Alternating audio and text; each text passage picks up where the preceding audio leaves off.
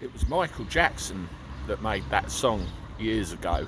Doesn't matter whether you're black or white. I think he might have actually been onto something.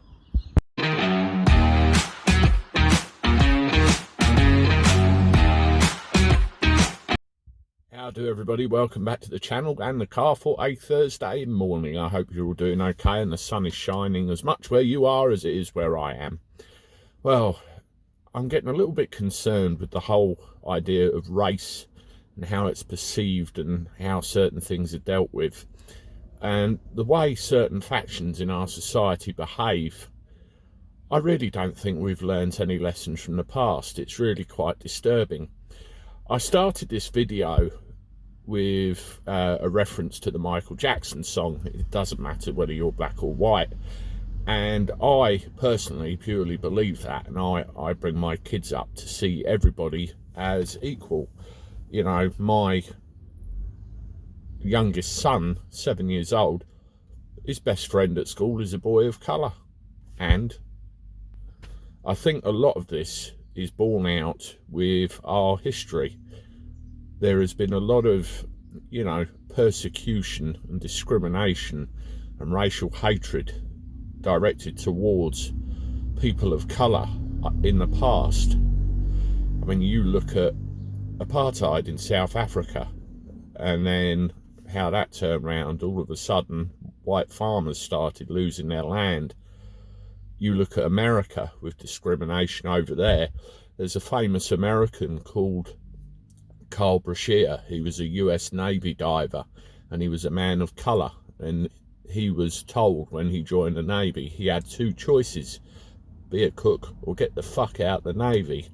Everybody that's of colour has had some kind of problem over the years, and I don't believe that in this current digital age where the world is a lot smaller, things like Facebook and the news and all that sort of thing has helped, because they stoke the fire.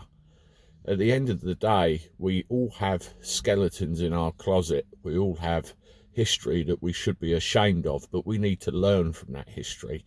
You look at the situation in Britain where they were tossing statues of famous people into rivers because of something they may or may not have done, which was construed as racial hatred at some point in their past, even though the rest of their activities were very beneficial for this country. And I'm sure the same is true in America.